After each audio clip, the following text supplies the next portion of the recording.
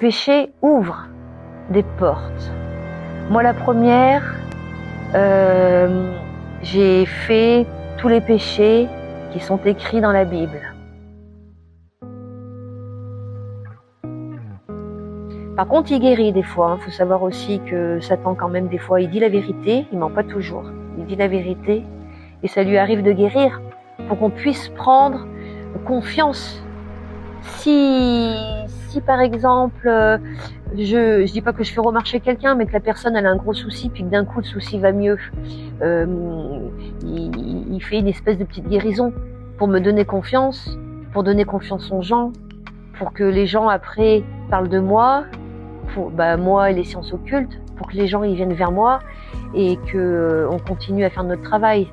Donc Satan dit la vérité certaines fois et guérit certaines fois. Donc il faut savoir qu'il limite le Seigneur. Donc c'est ce que le pasteur m'avait expliqué et qu'aujourd'hui je vous confirme. Et donc le pasteur il me dit voilà, vous avez les dons du diable. Donc c'est très dangereux, vous ne pouvez pas rester comme ça. Il va falloir donc vous délivrer. Il va falloir donc faire une repentance.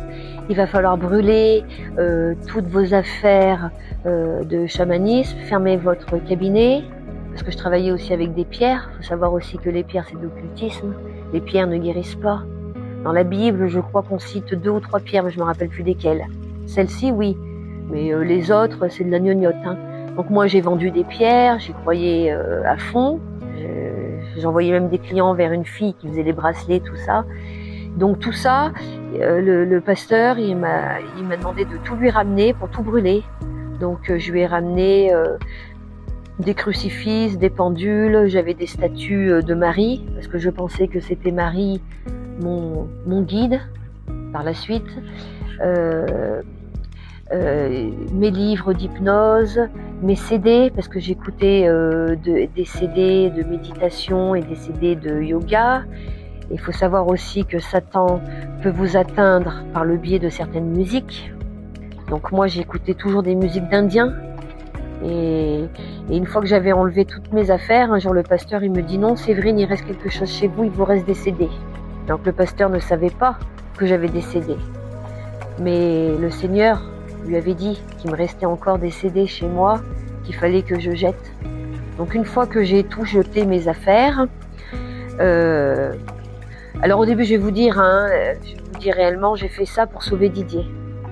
J'ai fait ça en disant si je me reconvertis, si je suis vers le Seigneur pourra nous aider et pourra le guérir. Donc au début, je suis allée vers lui pour ça. Et tout doucement, j'ai compris certaines choses, mais que j'avais quand même toujours une petite voix dans ma tête qui disait non, Dieu n'existe pas, c'est n'importe quoi, qui essayait de me dévier de ce qu'on m'expliquait, ou j'étais pas attentif à ce que le pasteur me disait. Donc je suis allée vers le Seigneur parce que ma copine m'a parlé de lui et par le biais du pasteur. J'ai commencé à aller réellement vers Jésus. Et pour être vraiment, il a fallu renaître de nouveau, donc il a fallu que je fasse mon baptême d'eau. Alors attention, parce que les gens ils croient que le baptême c'est comme le baptême qu'on fait à l'église, 3 gouttes d'eau sur le front, c'est pas ça que je vous parle. Le baptême d'eau, c'est quand on est immergé totalement sous l'eau, comme Jésus a fait. Donc moi j'ai fait mon baptême d'eau à l'église avec le pasteur, mais mon baptême pour moi c'est très mal passé, puisque Satan ne voulait pas que je rentre dans l'eau. Donc il a pris encore possession de mon corps, je n'arrivais pas à rentrer dans... C'est une espèce de grande baignoire, je ne sais pas comment on appelle ça, je n'arrivais pas à rentrer dedans. Le pasteur a commencé à prier, il y avait des frères de l'église qui ont prié, ils étaient 4 à prier autour de moi. Ils ont réussi à me tirer pour entrer dans l'eau, mais je ne me suis pas immergée totalement. J'ai levé une jambe pour pas être complètement sous l'eau. Et donc pour moi, il va falloir que je refasse mon baptême, parce que pour moi c'est important que j'en garde déjà un bon souvenir. Et voilà, parce qu'il faut savoir aussi que le baptême il est là pour enlever toutes les impuretés de votre corps et pour dire « Aïe, maintenant, je t'appartiens Jésus ». Voilà. Donc c'est comme ça que j'ai connu Jésus. Le début de ma croyance s'est passé comme ça, avant ma délivrance, quoi. Donc je vais enchaîner sur ma délivrance. Quand j'ai vu que les démons ne partaient pas quand j'étais en train de faire mon baptême, le pasteur m'a mis dans une pièce avec d'autres personnes, ils ont prié. Et là, j'ai fait comme dans l'exorcisme, comme dans le film de l'exorcisme. Là, j'ai monté mes jambes ici. Là, vous voyez, je suis pas souple, hein. J'ai réussi à monter mes jambes là, à faire comme ça, à avoir la langue qui pendait comme ça, comme le serpent. J'ai commencé à insulter le pasteur en langue, avec la langue du démon, parce que Dieu a la langue de Dieu. Il faut savoir aussi que Satan a la langue de Satan. Donc il parle aussi en langue pour pas qu'on le comprenne. Donc moi, le pasteur, à un moment, il me parlait en langue du Seigneur, et moi, je mettais ma main comme ça, et je l'agressais, et je parlais avec la langue de Satan.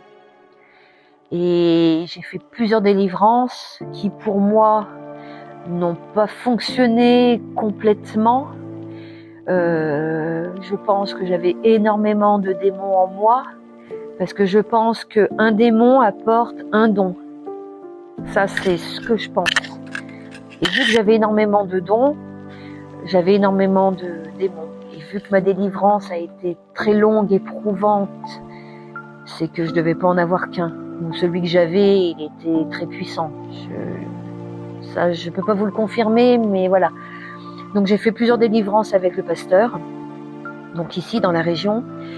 Et un jour, ma copine, qui est donc évangéliste que je vous ai parlé, m'a parlé d'un pasteur à Lille qui faisait des grandes délivrances. Donc je suis partie à Lille le 21 juin 2021. Et là-bas, rien qu'en faisant les louanges, donc les louanges, si vous voulez, c'est on chante, il y a de la musique et tout le monde chante longtemps, donc on a peut-être fait les louanges 3 heures avant que le pasteur arrive. Je peux vous dire que tout le long des louanges, j'étais par terre. Et tout le long des louanges, je gémissais dans tous les sens. Et je criais, et je hurlais, je tapais la tête par terre, le pied, la main, voilà. Et quand le pasteur est arrivé dans l'église, c'est une église qui fait plus de 300 personnes, elle est très grande l'église. Quand le pasteur est arrivé et qu'il a commencé à prêcher, plus ça allait, plus je sentais que ça allait un petit peu mieux. Voilà, mais je sentais que c'était pas encore ça. Donc j'y suis retournée le lendemain parce que là-bas, faut savoir que les cultes durent 3 jours, même 4 je crois. Ça commence le jeudi, ça finit le dimanche. Donc moi j'y avais été le vendredi soir, donc j'ai fait samedi, dimanche là-bas. Et le dimanche, non le samedi, je suis un moment restée sur ma chaise et je ne pouvais plus parler. Il faut savoir aussi, comme je vous dis, vu que Satan vous possède, il vous possède aussi la parole et vous empêche de parler. Je suis devenue muette, je ne pouvais plus ouvrir la bouche, donc je ne pouvais pas prier. Et à un moment, il a pris complètement possession de moi, je me suis retrouvée sur ma chaise, comme ça, à parler en indien. Et impossible.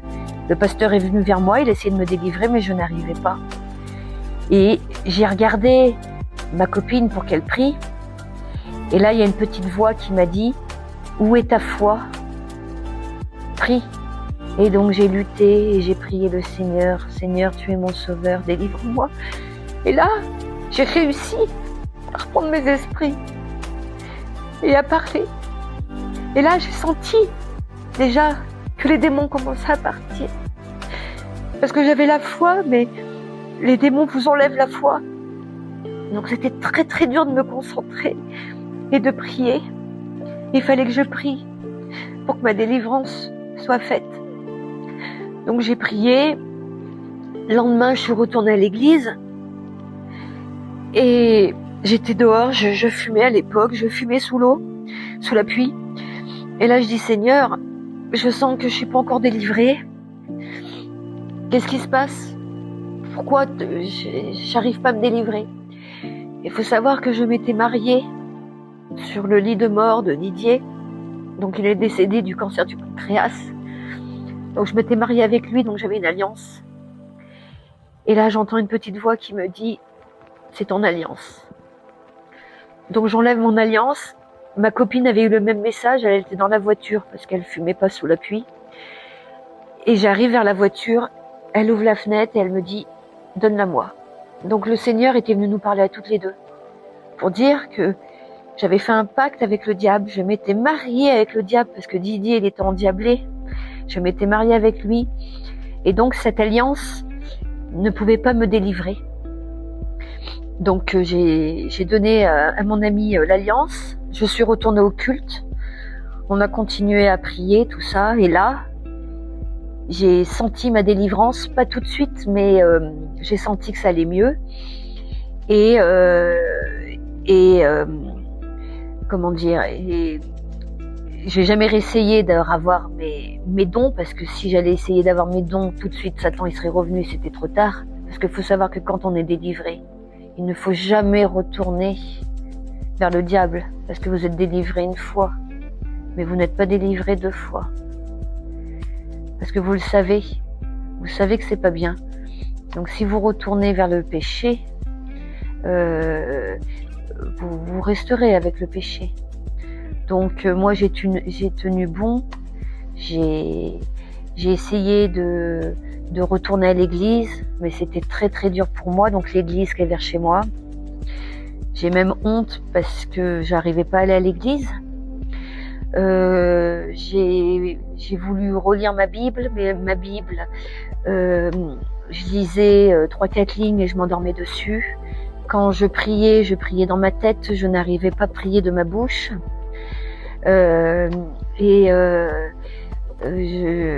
J'arrivais pas à être à 100% avec le Seigneur. Et je ne comprenais pas. Donc je suis retournée à l'église à Lille une deuxième fois en novembre 2021. Où là, j'ai refait encore des délivrances, parce qu'il faut savoir qu'une délivrance, c'est très long. Faut pas croire qu'il en faut qu'une. Et moi, je pensais qu'il en fallait qu'une, mais non, faut pas croire qu'il en faut qu'une, parce que Satan s'acharne sur vous. Et quand il part, il va dans les milieux arides, et il revient avec 6 ou 7 autres démons. Et si vous n'avez pas réellement Jésus dans votre cœur, si vous ne lisez pas la Bible, si vous ne nourrissez pas de la parole de Jésus, si vous n'allez pas à l'église, la porte est encore ouverte pour Satan et il revient. Donc, soit Satan est revenu, soit il n'était pas complètement parti, parce que j'ai resubi encore des délivrances de 2 jours, qui étaient encore très très fatigantes. Voilà. Et moi, je pensais que j'étais réellement délivrée. Donc le Seigneur m'a mis sur la voie, donc je ne voulais plus de mari, je voulais plus d'homme, plus rien, parce que mon péché mignon, c'était l'infidélité. Et donc il faut savoir aussi que Satan vous attaque par votre péché mignon, et après il vous tente tout le temps, tous les jours. Donc moi c'était l'infidélité, donc le sexe et le vol. Je peux vous dire qu'encore il y a encore pas longtemps, si ça m'est arrivé d'aller en caisse, que le caissier il voyait pas un article, et il y a une petite voix qui vous dit bah tu dis rien quoi, pour voler l'article. Encore aujourd'hui, j'étais encore tentée à prendre les transports en commun en fraude. Mais j'ai tenu bon en disant non, je ne vais pas retourner dans le péché, non, donc je vais acheter mon ticket de bus. J'ai fraudé quasiment toute ma vie. Quand je dis que j'ai fraudé. J'ai fraudé certains organismes. Et je peux vous dire qu'aujourd'hui, j'étais encore tentée à les frauder. J'ai dit non, je paye, je vais faire ce qu'il faut, je vais payer tout ça. Tout ça pour dire que après cette deuxième délivrance, donc le Seigneur est bon, hein, il est bon. Il m'a guidée vers un mari qui est formidable, et je voulais pas de mari. Et grâce à mon mari, comment dire, j'ai évité la mort. parce que Satan, il voulait toujours pas me lâcher. Donc j'ai fait ma délivrance en novembre. Donc j'ai rencontré mon époux au mois de juin. C'est vite vu, j'ai rencontré mon époux après ma première délivrance et il est venu avec moi à ma deuxième délivrance. Et en fait, je suis tombée malade. Donc on m'a détecté la maladie de Crohn. Donc Satan m'a attaqué sur les intestins. Il a attaqué Didier sur le pancréas et moi il m'attaque sur les intestins. Et en fait j'ai fait une appendicite qui s'est perforée sans que je le sache et j'ai commencé à faire une péritonite et j'ai commencé à avoir j'ai fait la péritonite et j'étais en train de mourir sans m'en rendre compte en fait. Et si mon mari n'était pas là en me disant va chez le médecin et viens je t'emmène parce que tu es toujours en train de te plaindre, et ben je serais morte dans mon lit aujourd'hui parce que je ne voulais pas aller voir le médecin. Donc le Seigneur m'a guidée vers mon époux qui m'apporte tout ce que je recherchais chez un homme mais que je ne savais pas parce que pour moi je recherchais la beauté extérieure et non la beauté intérieure. Donc j'étais aveuglée, j'allais toujours vers les mauvaises personnes, les mauvais hommes qui n'ont pas été, c'est pas qu'ils ont été méchants, mais ils n'ont pas apporté l'amour que j'avais besoin. Et là le Seigneur m'a apporté vers mon époux qui sait m'aimer aujourd'hui comme je le souhaite quoi, en fait. Donc le Seigneur m'a délivrée. Je me suis donc mariée de nouveau avec mon nouvel époux. Et pareil, je n'arrivais pas à aller à l'église. Et un jour, une amie m'a parlé de l'église Buisson Ardent. Et elle m'a dit, c'est bien, tu devrais venir, faudrait qu'on se trouve un jour. Et en fait, je trouvais pas de jour. J'avais toujours ma petite voix qui me disait, ouais, c'est loin, je suis à 60 km de l'église, hein, ouais, c'est loin, t'es fatiguée, t'as les enfants, nanana. Et j'ai tenu bon, un jour j'ai dit à ma copine, j'ai dit, bah écoute, faut qu'on fixe une date, parce que je sais que si j'ai une date, je viendrai, parce que sinon, je trouverai encore une excuse. Donc on fixe une date, c'est pas vieux, hein, ça fait peut-être un mois de ça à peine. Et ma copine devait changer, devait pas travailler ce jour-là. Et ce jour-là, elle a pas pu changer son planning et donc elle devait travailler. Et moi je me suis dit mais elle vient pas. Alors j'avais demandé à une deuxième copine de m'accompagner, mais ça m'avait tellement blasé que ma première copine ne vienne pas. Je me suis dit bon allez, elle est pas là, je vais pas à l'église quoi. Et c'est mon mari qui m'a dit oui mais ton autre copine c'est pas bien. Tu lui avais dit que t'irais. Et là, je lui dis, bah écoute, si elle m'appelle, j'irai à l'église, mais si elle m'appelle pas, j'irai pas. Et le Seigneur est bon, parce que en moins d'une heure, ma copine m'a appelé, m'a envoyé un texto pour savoir à quelle heure on devait partir le lendemain pour aller à l'église. Et elle m'a dit, sans savoir qu'elle sait pas que j'aime pas conduire dans Lyon, prendre l'autoroute, tout ça, sans savoir tout ça, parce que le Seigneur passe, faut savoir aussi que le Seigneur passe par d'autres personnes pour vous donner des messages. Et là, elle me dit, bah écoute, si tu veux, bah je viens te chercher, je t'emmène et je te ramène. Donc en fait, j'avais plus le choix. Elle m'emmenait, elle me ramenait, c'était mon taxi, elle était là pour moi, machin. J'ai dit, bon bah écoute, si tu m'emmènes, tu me ramènes, ok, on va à l'église quoi. Donc je suis arrivée à l'église, tout ça pour vous dire que ma délivrance n'était pas terminée. J'arrive à l'église, donc je connaissais pas. Et là, il y a l'apôtre Fifi qui vient vers moi pour me saluer. Donc je me présente, et quand elle me serre la main, elle a une vision.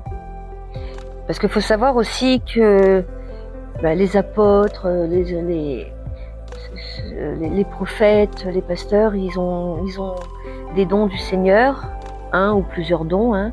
Et donc là, Fifi, elle avait un message pour moi. Et là, elle me dit, écoute, il faut que je te voie à la fin du culte. Je lui dis, bon, ouais, je sais pas pourquoi, mais oui, d'accord, ok. Donc on fait le culte, tout ça. Et à un moment, dans le culte, il a fallu se lever pour aller s'embrasser les uns les autres. Et là, pareil, pendant le culte, il y a une voix qui m'empêchait de me lever, qui me disait ouais, reste assise, pourquoi tu veux te lever? Et en fait c'est ma copine qui me dit allez, moi j'y vais, viens, on y va. Donc je me lève, j'embrasse 2 personnes devant moi et sans m'en apercevoir, parce que voilà, on est dans la musique, machin, on fait pas trop gaffe qui c'est qu'on embrasse, j'embrasse l'apôtre Fifi. Et quand je l'embrasse, j'ai un flash. Et là, je vois, c'est indescriptible, je vois une chose invisible, on va dire, au-dessus de ma tête, à droite, là, mais une fraction de seconde. Un truc dans ma tête à droite, et je vois 4 cordes. Et Fifi, quand elle m'embrasse, elle prie, et elle me redit au creux de l'oreille, elle me dit « Il faut que je te voie à la fin du culte ». Et je vois donc cette image. Ok, voilà, donc le culte se termine. Et à la fin du culte, Fifi, elle vient me voir. Et elle me dit « Mon enfant, tu as beaucoup souffert. Il faut que tu te rapproches du Seigneur. » Alors je lui dis « Mais je me suis rapprochée du Seigneur. J'ai fait mon baptême. J'essaye d'aller à l'église, mais je vous avoue que j'ai toujours quelque chose qui me tire et que j'arrive pas à aller complètement à l'église, je n'arrive pas à aller lire ma Bible, je m'endors. » Et je lui dis, je vais vous raconter vite fait mon histoire. Et c'est là que je lui raconte mon histoire du pacte que j'avais fait avec le diable sans le savoir. Et que j'avais donc subi la délivrance à Lille. Et Fifi, elle me dit, attention, elle me dit, Satan, il est toujours là, il t'oppresse. Alors, je ne savais pas ce que ça voulait dire. Je lui dis, ben, je comprends pas, qu'est-ce que c'est? Et elle me dit, Satan, il est au-dessus de ta tête. Et il y a 4 cordes qui te lient à lui.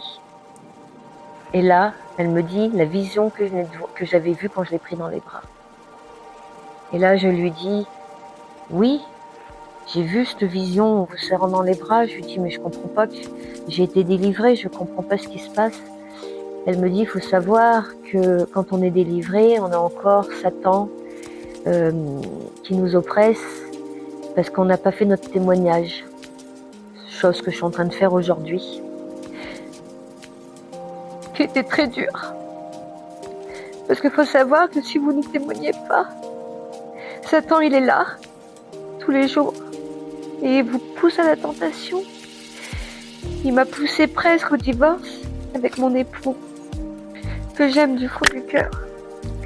On a 2 ans de mariage et on n'arrêtait pas de se quereller. Pour un oui, pour un non. Et j'étais pas comme ça de nature. Et Fifi, elle me dit, bah oui, Satan il est là, il te met la colère en toi. Donc j'avais toujours cette colère en moi, cette fatigue. J'arrivais toujours pas à lire ma Bible. Et je me forçais à aller à l'église. Et là, Fifi, elle me dit, il faut que tu témoignes. Alors je lui dis, oui, mais j'ai commencé un témoignage, j'ai commencé à écrire un livre pour que les gens qui font de l'occultisme comme moi ne font plus de l'occultisme. Et Fifi, elle me dit, oui, mais il faut que tu témoignes devant l'église. Chose qu'on m'avait déjà dite, mais que le Satan avait effacé de ma mémoire. Qui vous fait perdre la mémoire aussi. J'avais une très très bonne mémoire avant. Là, elle est en train de se reconstruire. Mais il agit sur votre mémoire pour vous rappeler de rien, pour faire sa marionnette. Vous êtes son pantin et il vous manipule à droite à gauche. Et il me manipulait encore. Et là, je regarde Fifi puis je lui dis oui, mais je vais pas y arriver. Et là, elle me dit pourquoi? Je lui dis parce que j'ai honte. J'ai honte de raconter ce que j'ai fait. Et elle m'a dit, la honte, c'est Satan qui te la donne. Elle m'a dit, prie. Tu pourras venir témoigner. Et donc pendant 15 jours, j'ai prié. J'ai écrit mon témoignage et j'ai réussi à faire mon témoignage pour être complètement libre. Il faut savoir que Satan, il vous lâche pas comme ça. Il vient très vite en vous. Et il est très très dur s'échapper. C'est quand on dit que Satan est un manipulateur, un malin, un imitateur, un méchant. C'est vrai. Tout ça, c'est la vérité vraie. Et aujourd'hui, j'aimerais que les gens comprennent et s'ils ont une possession, eux, qu'ils s'en rendent compte à travers ce témoignage-là, qu'il faut surtout pas invoquer les morts, surtout pas appeler les esprits, et surtout pas pratiquer les sciences occultes, et surtout pas aller chez les praticiens de sciences occultes, parce que sinon Satan va vous prendre votre âme. Quand vous serez mort, vous n'irez point au paradis, vous irez en enfer. Voilà, il fait un peu comme, comment dire, le Seigneur, il met sa petite graine jusqu'à ce qu'elle pousse et que ça pousse un arbre et que comment dire, qu'on écoute sa parole, tout ça. Il fait comme ça, il nous met une petite graine. Parce que moi je vous dis, j'ai mis 3 ans pour aller vers Jésus, donc tout doucement, voilà. Et Satan il fait pareil, vu qu'il l'imite, tout doucement. Tout doucement, il vous manipule tout doucement. Donc moi, ça s'est vraiment déclaré en 2018, mais peut-être que Satan, il était déjà en moi quand j'avais 15-16 ans. Parce que pourquoi j'ai été infidèle avec mes maris? Pourquoi j'ai volé? J'ai eu une éducation très stricte, des parents honnêtes, très honnêtes. S'il y avait une erreur à la caisse, ma mère, elle disait à la caissière, vous vous êtes trompé, vous avez oublié de me compter tel article. Je veux dire, j'ai des parents qui m'ont inculqué une éducation comme ça, donc pourquoi moi je suis partie comme ça? Voilà. Et mon frère, pareil, il est parti comme ça. C'est parce que on s'est fait happer par Satan.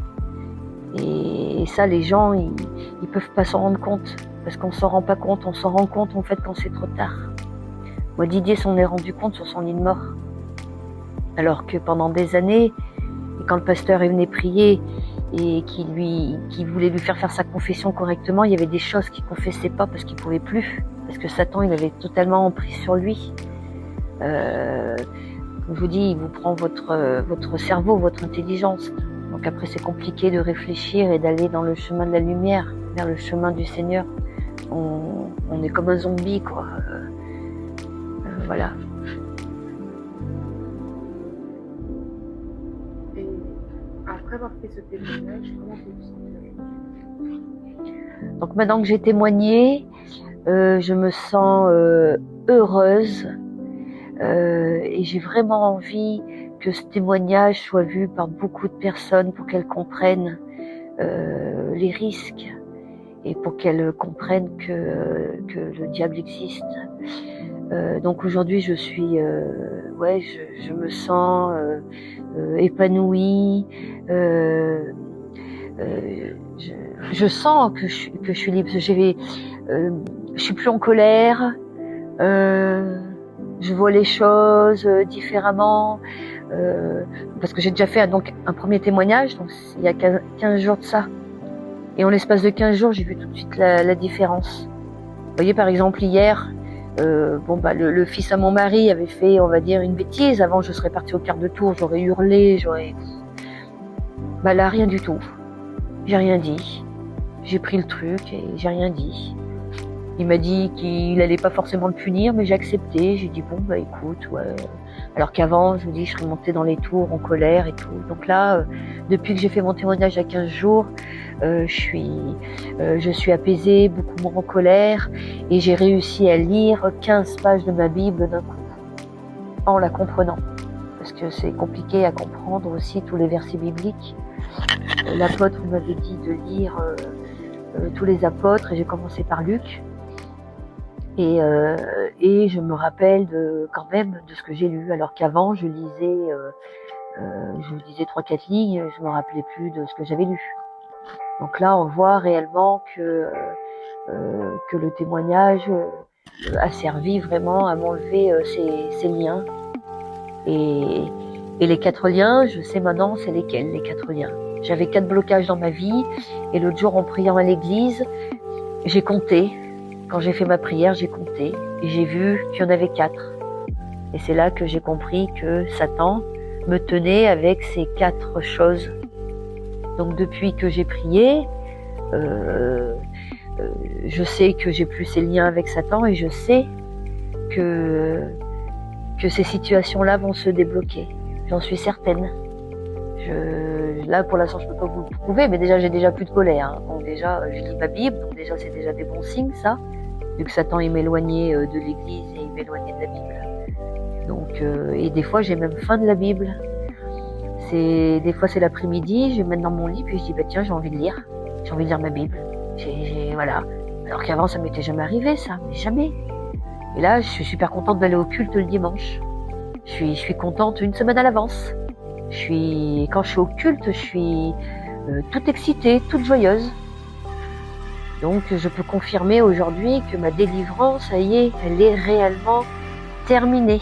Je retrouve ma vraie personnalité, mon calme, ma gentillesse.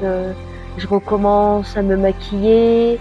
Je recommence à prendre soin de mon apparence. Je suis un peu plus gentille dans mes paroles. Voilà. Alors je mets en garde toutes les personnes et notamment les jeunes, les plus jeunes, de ne jamais pratiquer l'occultisme, c'est-à-dire ne jamais pratiquer le verre, le Ouija ou je ne sais trop quoi. Jamais ne faire de sorcellerie avec je ne sais trop quoi, ce qu'on peut trouver sur internet ou je ne sais trop, jamais. Parce qu'il faut savoir que tout ce qui est sorcellerie, comme je vous dis, tous les dons, n'importe lesquels dons, c'est Satan. Parce que pour avoir les dons du Seigneur, c'est pas en claquant des doigts et en demandant le guide que le Seigneur il vient dans vos jambes et que vous avez du magnétisme tout de suite. Hein. Ça n'a rien à voir, pas du tout. Donc, faut surtout pas invoquer les morts, surtout pas jouer aux esprits par quelque moyen que ce soit le guéridon, que ce soit le verre, que ce soit je sais pas quoi les cartes, ou ne jamais le faire parce que là vous ouvrez la porte de l'enfer et là Satan vous attaque et ça met des années. Je vais prendre l'exemple de mon frère qui est gravement malade. Mon frère a commencé à faire les esprits également très jeune, vers l'âge de 15 ans. Mon frère arrivait, donc à parler aux esprits, il arrivait à faire tourner les guéridons. Donc je peux vous dire que pour arriver à faire tourner les guéridons, il faut être assez fort. À faire claquer des portes, à faire aboyer des chiens. Voilà, c'était un jeu. Un jour, il a décidé de faire ça avec des copains. Donc il m'a dit qu'il avait commencé en 3e. Mais quand j'ai prié pour lui, j'ai vu qu'il devait avoir à peu près 16 ans, parce que c'est à peu près cet âge-là. Et mon frère a commencé il a commencé déjà à fumer jeune. Ensuite, mon frère, il a commencé à se droguer. Il a pris donc du chichon, donc une addiction. Et puis le chichon, c'était pas assez fort, donc il a commencé à boire. Mon frère, il a commencé à boire vers l'âge de 16 ans. Une bière par-ci, une bière par-là, 2 bières, 3 bières. Mon frère a 51 ans aujourd'hui. Donc mon frère a bu toute sa vie. Et il a fumé de la drogue toute sa vie. C'était quelqu'un de très intelligent. C'était le plus intelligent de nous 3. Il était très fort à l'école. C'était un enfant modèle. Qui était un peu nerveux, mais je veux dire, c'était un enfant pareil, qui avait le cœur sur la main, qui, si vous lui confiez un secret, il gardait toujours le secret, il n'allait pas divulguer les secrets. Et donc il a commencé à fumer tout ça. Il faut savoir aussi que la drogue, ça joue sur les neurones. Donc il a commencé à être plus bien clair dans ses paroles, dans ses faits et gestes. L'alcool, ne parlons pas. Et aujourd'hui, il a le cancer. On vient de l'apprendre. Aujourd'hui, il a le cancer de la gorge. Aujourd'hui, il fait de la chimio et de la radiothérapie. Parce qu'il est en stade très avancé. Parce que pareil, il avait une boule à la gorge. Mais Satan l'a empêché d'aller consulter les médecins. Quand il a consulté le médecin, c'était trop tard. Et vu que mon frère est alcoolique, il n'a pas pu avoir le protocole idéal pour ce genre de cancer. C'est-à-dire, normalement, il est censé avoir une chimio, je crois, tous les jours. Mais il a le corps trop fragile. Il a des problèmes de poumons. Et avec l'alcoolisme, ils n'ont pas pu pratiquer. ce protocole. Donc on lui a mis un protocole, on va dire, moins agressif. Mais qui dit moins agressif, dit moins de chance. Et donc, mon frère, j'essaye de lui faire comprendre justement qu'il s'est fait happer par Satan. Mais il en démord pas, il me dit que non. Forcément, c'est le même exemple que moi. Satan est dans votre tête et il va encore vous pousser à boire et à fumer, à vous droguer et à faire le magnétisme et tout ça. Donc c'est pour ça que je vous dis, il faut vraiment pas invoquer les esprits pour n'importe quelle raison. Parce qu'il faut savoir aussi que les esprits, vous allez vouloir rentrer en communication avec un proche, ce ne sera pas le proche avec qui vous parlez. Moi, je pensais parler avec mon beau-frère, mais ce n'était pas mon beau-frère. Puisque Satan, c'est comme le Seigneur, je dis, il l'imite. Satan connaît tout votre passé, mais pas votre futur. Il connaît tout votre passé. Donc, il sait comment vous êtes. Il connaît votre physique. Il sait les relations que vous aviez avec telle ou telle personne. Moi, j'avais une relation très proche avec mon beau-frère. Et qui, lui, s'est fait aussi happer par le diable. Hein. Il s'est suicidé. Il s'est drogué. Il s'est fait donc happer aussi par le diable. Et qu'est-ce que j'ai... Oui, donc il connaît tout le passé. Donc quand vous évoquez les esprits, vous pensez, vous croyez que vous êtes en train de parler à votre grand-père, votre grand-mère, votre frère. Mais non, c'est les démons. Vous parlez aux démons. Et le démon va vous dire ce que vous avez envie d'entendre. Parce que le démon, il lit dans votre inconscient, puisqu'il vous connaît. Il rentre dans votre tête et il sait ce que vous voulez entendre. Donc, il va vous apporter la réponse que vous souhaitez. Comme des fois, on voit dans les émissions les médiums qui parlent, puis qui fait, je sais pas moi, ma grand-mère, dites-moi, je suis sûre que c'est avec ma grand-mère, et puis elle va vous raconter une anecdote sur votre grand-mère. Moi, c'est ça, je racontais des anecdotes hein, quand je voyais mes clients. Hein. Mais l'anecdote, c'est pas le défunt qui vous la raconte, c'est le démon. Parce que le démon connaît le passé de la personne qui est décédée. Alors il va se transformer, il va prendre l'apparence de votre grand-mère par exemple, et il va vous dire des choses que vous avez passées avec votre grand-mère pour faire croire que c'est votre grand-mère. Vous comprenez ? Et donc vous allez jouer à ce jeu-là, et vu que ça va vous passionner, vous allez continuer une deuxième séance, et une troisième, et puis celle-ci va pas suffire. Donc après, vous allez aller voir un médium ou un cartomancier, et tout doucement, vous allez aller de plus en plus haut, plus en plus haut. Et là, Satan, il vous prend, et après, il vous possède, et une fois que vous êtes possédé, il vous tue. Réellement, il vous tue. Il n'y a pas d'autre mot. Il vous éloigne, comme je vous ai dit, il vous éloigne de votre famille. Donc mon frère, forcément, il a perdu son travail. Il a perdu sa femme, donc il a perdu son fils parce qu'il n'avait pas la garde de son fils. Il a perdu son permis. Il ne trouvait pas de logement parce que quand vous n'avez pas de travail et que vous êtes au RSA, c'est très compliqué. Donc je l'ai hébergé plusieurs années chez moi. Un coup il allait chez mon père, ma mère, chez moi. Puis après mes parents, ils ont réussi à lui trouver un logement social, on va dire. Donc Satan, il vous éloigne, tout ça, il vous fait perdre votre travail pour vous ruiner. Mon frère n'a plus d'amis. Donc c'est ce que je vous disais tout à l'heure avec moi. Il vous éloigne de votre famille, de votre région, de vos amis. Il vous fait perdre votre travail.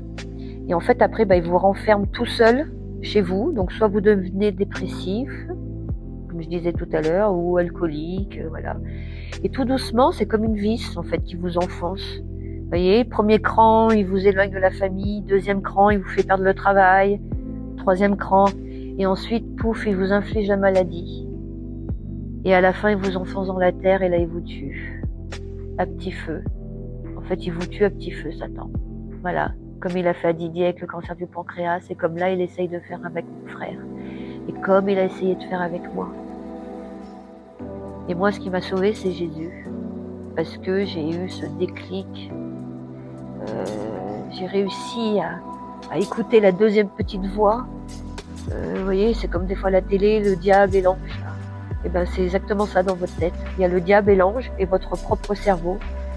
Donc, faut savoir après écouter. Et quand on est perdu, on n'écoute pas la bonne voix et on ne prend pas la bonne voie. Et c'est ce que toutes ces personnes ont fait. Ils ont pris la voie des ténèbres. Parce que c'est plus simple de prendre la voie des ténèbres que la voie de la lumière. Voilà. Donc ne jamais invoquer les esprits et aller voir toutes ces personnes occultes et pratiquer de l'occultisme. Jamais. Jamais. Donc je suis Séverine et Jésus m'a délivré du pacte que j'avais fait à mon insu avec le diable. Jésus m'a délivré. Aujourd'hui, Jésus, c'est mon sauveur et mon Seigneur. Sans Jésus, aujourd'hui, je serais morte. J'ai pas d'autre mot. Je serais morte.